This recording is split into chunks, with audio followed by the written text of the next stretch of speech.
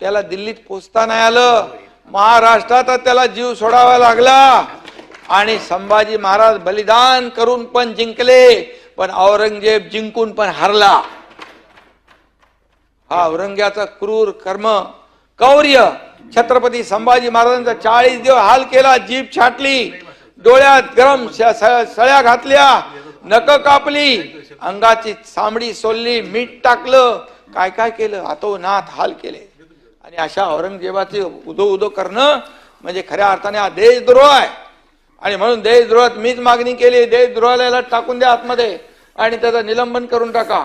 आणि म्हणून त्याचं निलंबन झालं। त्यामुळे छत्रपती संभाजी महाराज असतील, शिवाजी महाराज असतील, आपले राष्ट्रपुरुष असतील, यांचा कुठलाही अपमान केलेला कोणी महाराष्ट्र सहन करू शकणार नाही।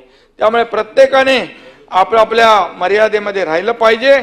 आणि म्हणूनच याला तुमची चर्चा झाली आहे म्हणून मी त्याच्यामध्ये डिटेलमध्ये बोलत नाही।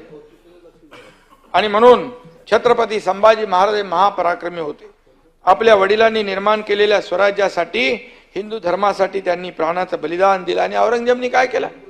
अरे बापाला काहीच केलाय, पोरांना मारून टाकला, 27 लोकांना खून केला, हत्या केली त्याने सत्तेसाठी। त्याची बरोबरी आपली होऊ शकते? आणि म्हणून त्या ठिकाणी यापुढे देखील आपण बोलताना मर्यादा ठेवल्या पाहिजे। सत्तेच्या खुर्चीसाठी कोणी काय काय सोडलं 2019ला माहित आहे। हिंदुत्व सोडलं, वडिलांचे विचार सोडून शत्रूच्या तंबूमध्ये, छावणीमध्ये जाणाऱ्या लोकांनी संभाजी महाराजांचा अपमान किंवा बरोबरी करणं हे योग्य होणार नाही। आणि म्हणून हे नैतिक त्यांना अधिकारही नाही।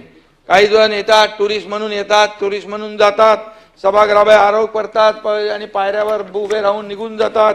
आणि म्हणून पर्यटन तुमच्याकडे आहे, पर्यटन यांच्याकडे आहे। आणि म्हणून बाहेर पायऱ्यावर राहून बघायचं चॅनलचा बूम आणि बोलून झाल्यावर ठोकायची धूम, असले लोक काय काय करतात, कशाला पाहिजे हे सगळं? आणि म्हणून या महाराष्ट्रात छत्रपती शिवाजी महाराज, संभाजी महाराज यांचा अपमान करणाऱ्या पिलावळ्याची वळवळ सुरू आहे। आणि म्हणून ही वळवळ बंद केली पाहिजे। कुठल्याही परिस्थितीमध्ये अबू आझमी असो की आणखी कोणी असो, सोलापूरकर असो का कोरटकर असो, कोणालाही सोडलं जाणार नाही।